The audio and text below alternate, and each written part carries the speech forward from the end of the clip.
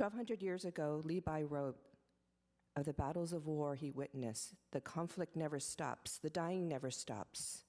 Know that the sword is a cursed thing that the wise man uses only if he must."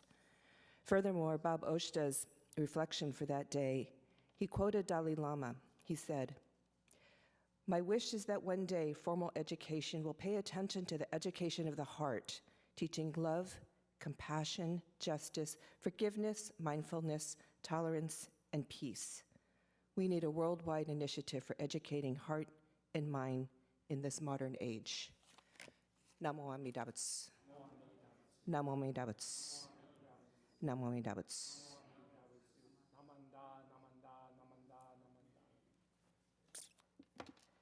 Our first gatha this morning will be With Grateful Hearts, found on page 184 of the service book or on the monitors in front.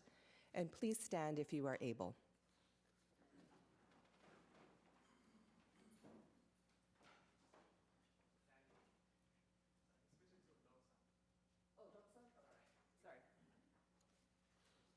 We're changing the lineup, and next will be on Doksan. I don't have the page number, but it'll definitely be on the monitors.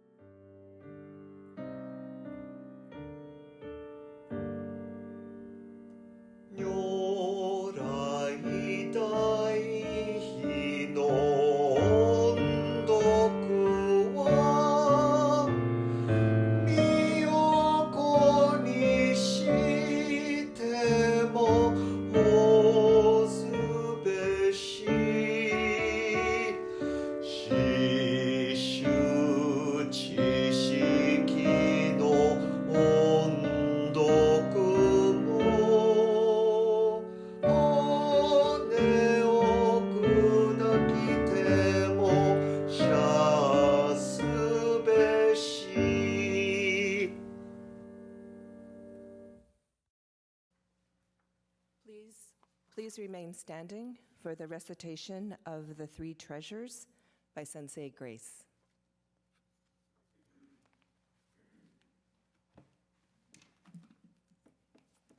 Good morning. Please join me in the reading of the Three Treasures. Three Treasures. Fortunate it is to be born into human life. Now we are living it. Rare is it to encounter the teachings of the Buddha. Now we hear it. If we do not seek the truth of the Dharma in this life, in what life shall we find it? Let us reverently take refuge in the three treasures of the truth. I take refuge in Buddha. May we all together absorb into ourselves the principle of the way to enlightenment and awaken within us a highest aspiration. I take refuge in Dharma. May we all together be submerged in the depth of the Dharma and gain wisdom as deep as the ocean. I take refuge in Sangha.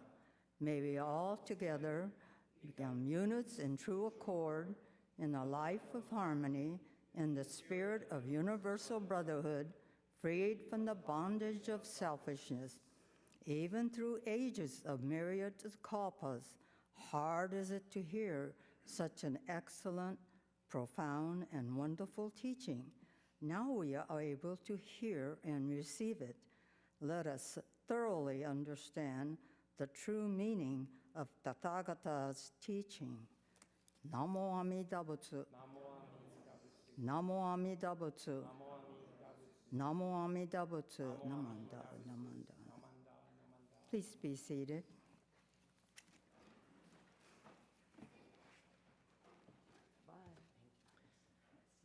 Next, please join us in chanting of Jusei Ge on page 23 of your service book, or you can follow along on the monitors in front of the Hondo.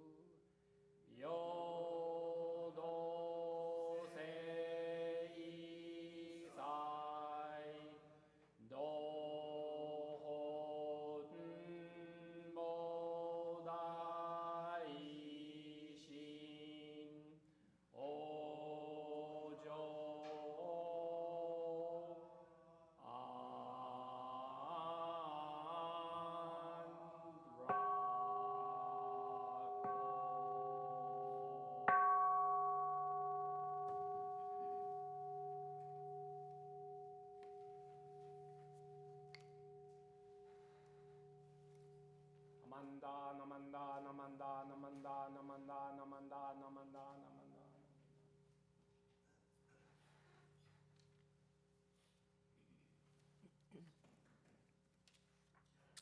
Please rise if you're able for the reading of the Golden Chain by Sensei Calvin, which will be followed by his Dharma message.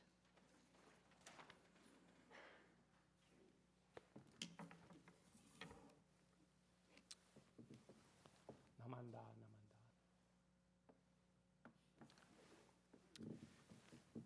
Golden chain. I am a link in Amita's golden chain of love that stretches around the world. I will keep my link bright and strong. I will be kind and gentle to every living thing and protect all who are weaker than myself.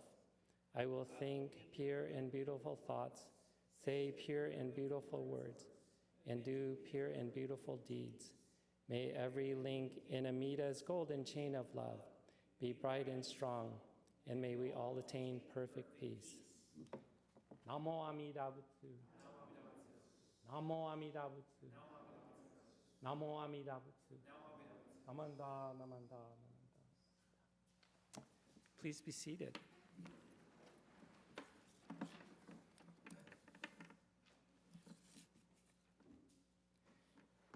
With palms pressed together, please join me in Gassho. We are what we think. All that we are arises with our thoughts. With our thoughts, we make the world. Speak or act with a pure mind, and happiness will follow as your shadow, unshakable. These are the words of the Buddha.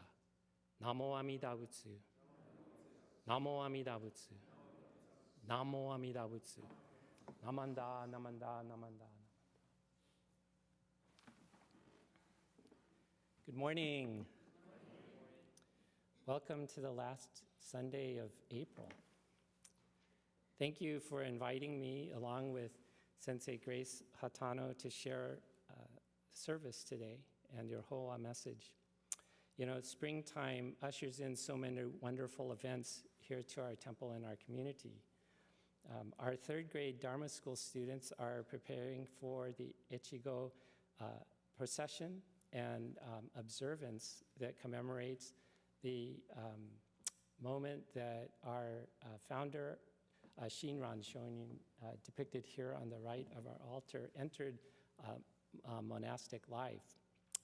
Our president, Bobby Tanaka, and Board of Trustees member Steve Kashiwada are finalizing the details for our Betsuin's first ever Cars and Coffee event that will be held here on Saturday, May 11th.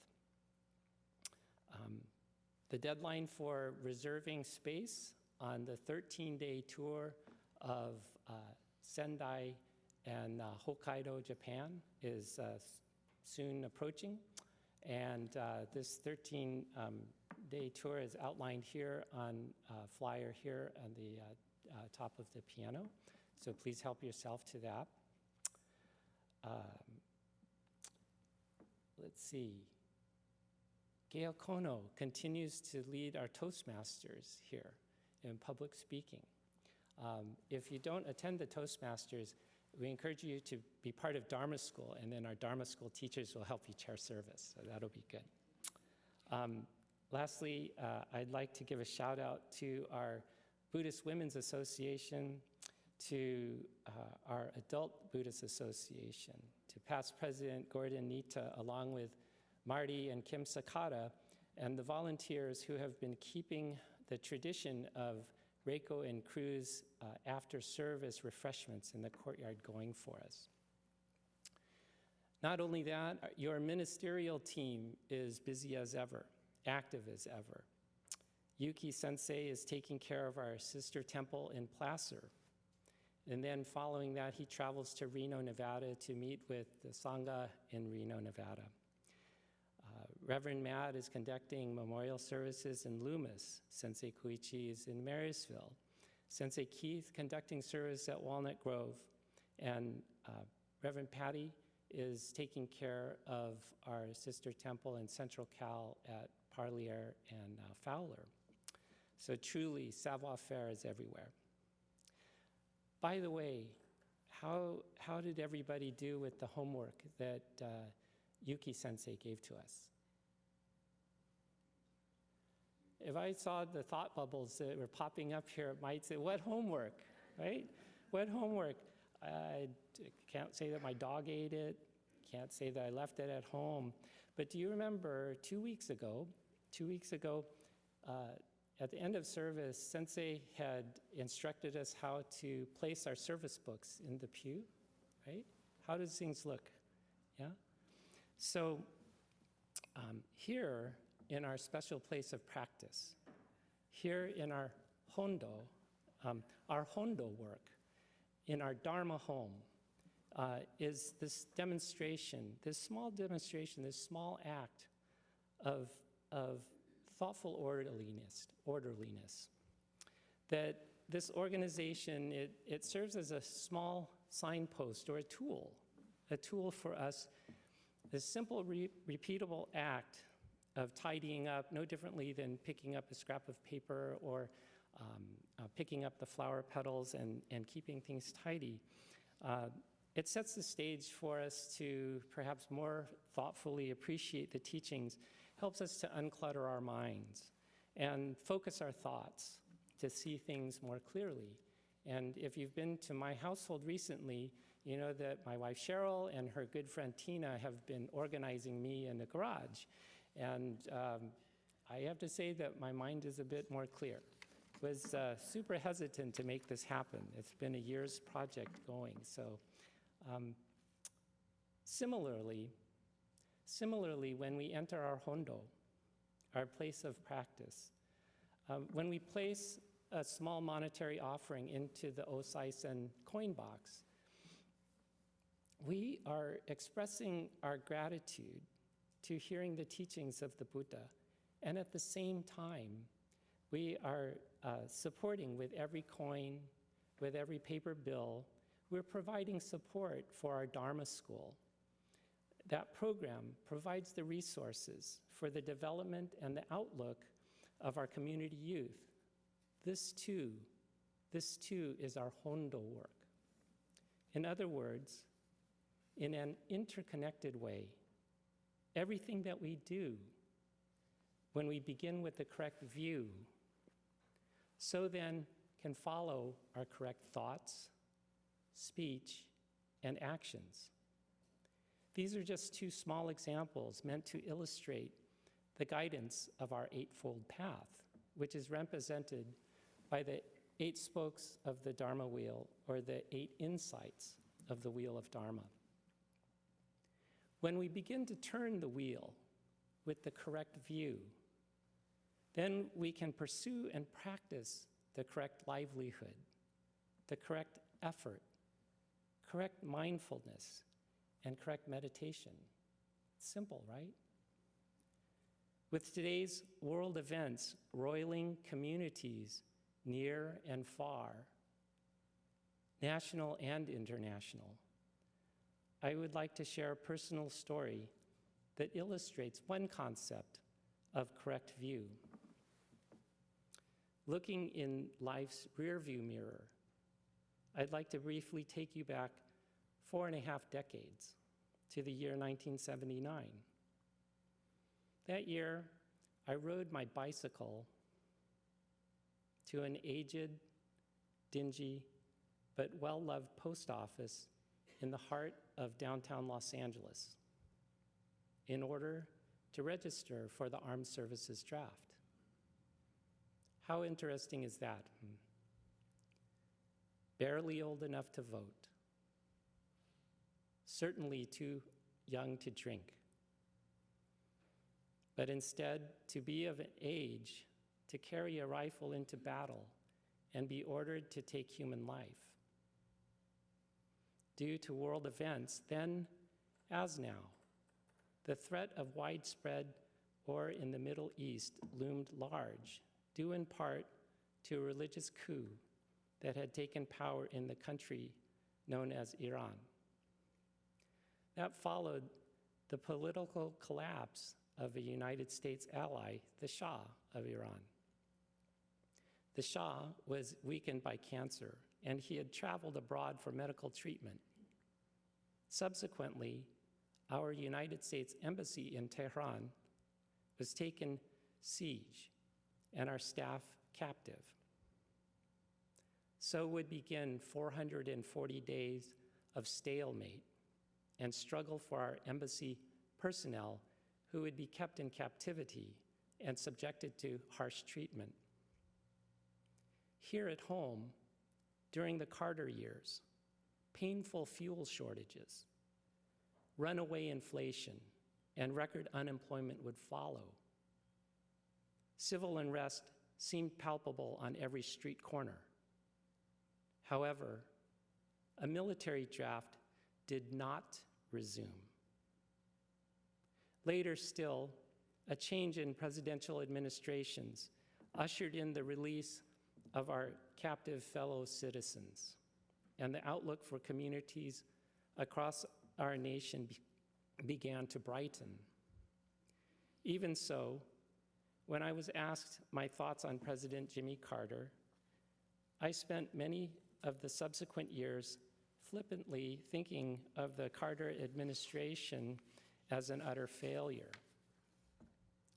Often, I found myself criticizing our nation's leader, whom I'd never met, nor with whom I'd ever shared any words. So tightly did I hold onto this outlook and conclusion that I left little room in my heart to see or interpret anything else. Such a view of this difficult period in time no doubt influenced the way that I thought, spoke, and acted in the years to follow. But it was about the time that I was assigned medical training at the Fort Ord Army Hospital in Monterey, California, that my reflections and impressions evolved to be viewed somewhat more clearly. During my education, I was allowed to take care of United States servicemen, active duty and veterans alike, some with bodies broken, others spiritually bruised. These servicemen were of the 7th Infantry Light. And recently, most recently, while attending the memorial services of dear friends who decades earlier had unselfishly served and survived combat in service to our country, did I realize how attached I had become to an errant judgment and clouded view. While sharing feelings of deep gratitude at the lives before me and sitting in deep contemplation at the separation from close friends and family members, I realized that I had been spared a warrior's destiny by the Carter administration's spirit of human decency and our president's strife for cultivating morality within our government. Looking back with Dharma eyes open, because President Jimmy Carter's administration refused to allow the United States to be goaded into a war, my draft number was never called. And I was instead given the opportunity to live this precious life, to pursue my education, to become immersed in the depth of the Dharma, to share with a thoughtful Sangha, and to help play a part in cultivating a meaningful community. In other words, as the result of karma, as a result of the consequence of countless causes and conditions, the lesson that human life is precious and not to be wasted resonates so deeply.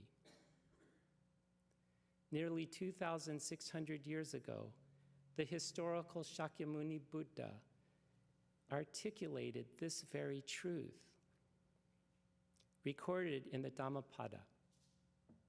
He said, "We are what we think. All that we are arises with our thoughts.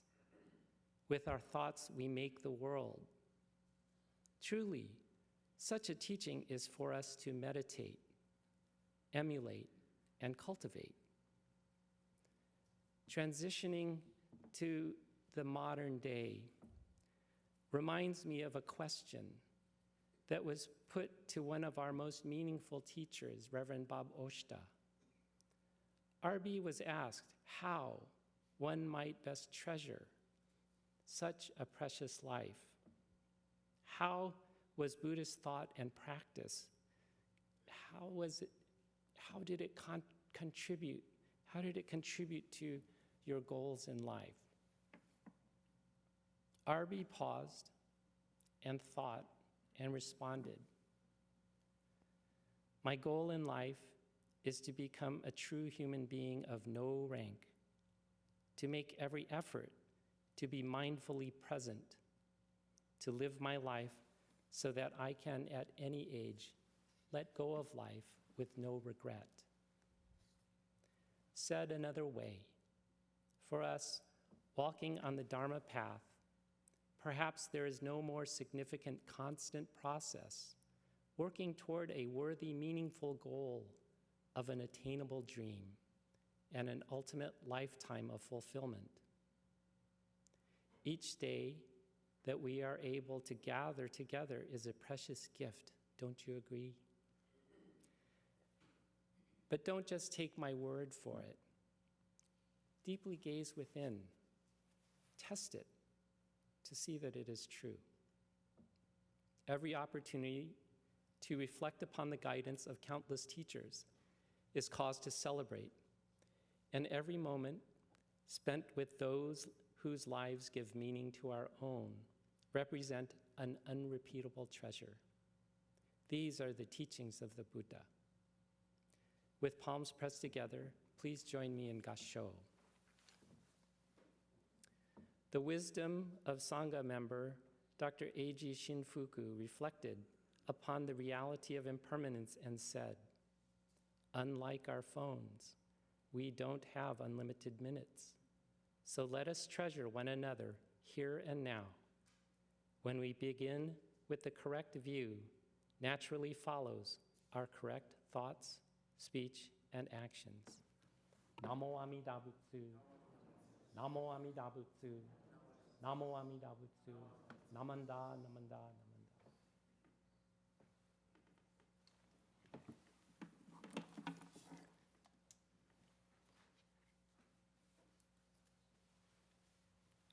Thank you, Sensei Calvin, for that really thought-provoking message today. And I did pick up on the spring cleaning of the mind, the decluttering. Good message. Next, we'll have our closing Gatha, Sayonara. On page 161 are the monitors in front of us. Please stand if you are able.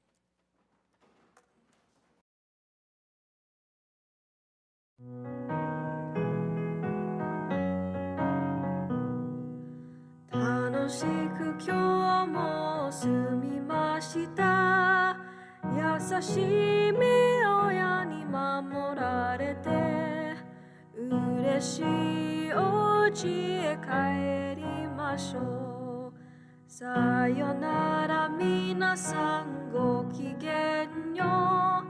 Sayonara, sensei, o daiji ni. Tanoshii kondo no tsudoi made. Please remain standing for closing meditation. Before I recite closing meditation, I want to ask Matt up in the tech booth to play a video of Reverend Yuki, which was posted on Instagram this week. It's a rather simple illustration of impermanence and that everything around us is changing. Not to mention it shows us another one of Sensei's hidden treasures. So Matt, can you cue up the video for me, please? Thank you.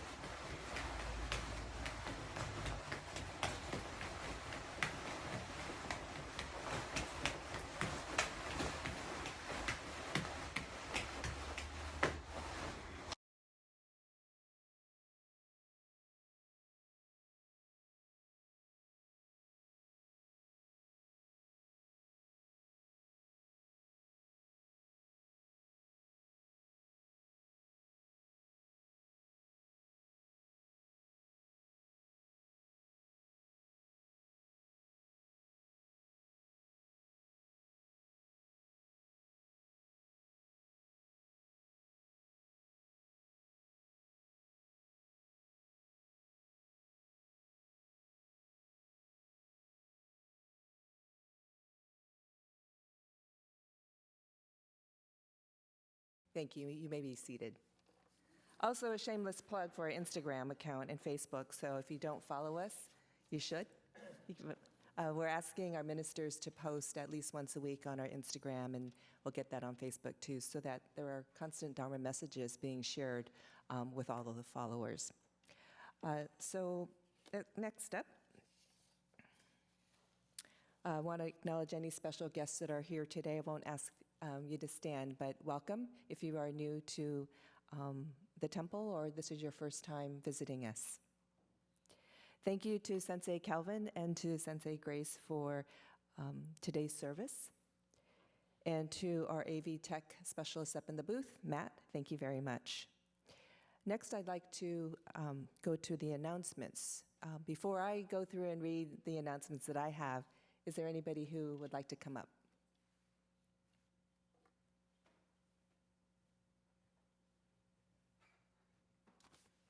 I'm Bobby Tanaka, a member of the Buddhist Church Board of Trustees. As Sensei Calvin mentioned, our very first Betsuin Cars and Coffee car show is just under 2 weeks away on Saturday, May the 11th, Mother's Day weekend from 8 a.m. to 11 o'clock a.m. here at the Buddhist Church in our main parking lot. All car enthusiasts and their cars are welcome. There will be free coffee, donuts, and pastries. For more information, contact event co-chairs Russell Oto or myself, or call the church office. Thank you. Thank you, Bobby. That would be fun. Let's see. The next announcement that I have is we are having our 14th annual Sacramento Buddhist Church Golf Tournament on Wednesday, July 17th at Teal Bend Golf Course. If you are interested in playing, please register and sign up with your foursome. And if you don't have a foursome, you'll be paired up with a group of folks to play. In addition to playing at the golf course, we also have a delicious luncheon here at the church after the tournament. It'll be a bento lunch. We'll have raffle prizes and refreshments throughout the golf tournament. Please join us for this wonderful event. Sign up early as it does fill up pretty quickly. And there's a QR code up on the screen, or you can go to our website to sign up. And we're looking for both people to play as well as people who are interested in sponsoring or donating to the golf tournament. Next up, the Health and Wellness Series on Thursday, May 9th at 6:30 p.m. will feature Ryan Ichinaga, attorney at law. The topic of his presentation is Sometimes Monkeys Fall Out of Trees. He will talk about his journey of facing disappointments and achievements. To register, send an email to betsuinprograms@buddhistchurch.org. And the Zoom link will be sent to you a few days before that session. On June 9th, we will be hosting our annual Families and Friends picnic at Marriott Park in the Pocket area. The picnic runs from 9:30 to 1 o'clock, and with Dharma service at 10 a.m. in the park. There will be free food, hamburgers, hot dogs, pizzas, fruit salad, dessert, drinks.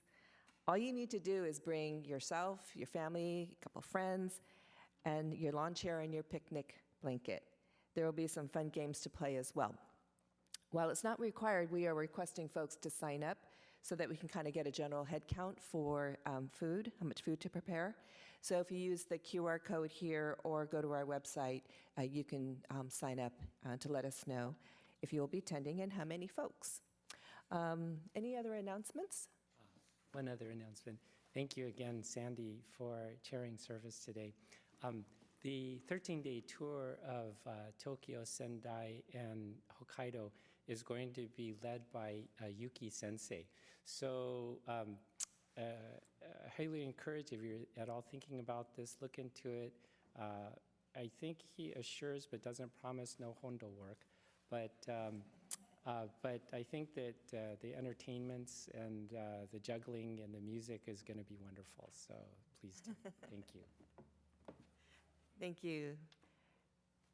All right, so I want to say to everybody, thank you for attending today's service. This will conclude the morning service, but please join us out in the courtyard for refreshments, which are being provided today by our Buddhist Women's Association, and you are all invited to offer incense. Thank you.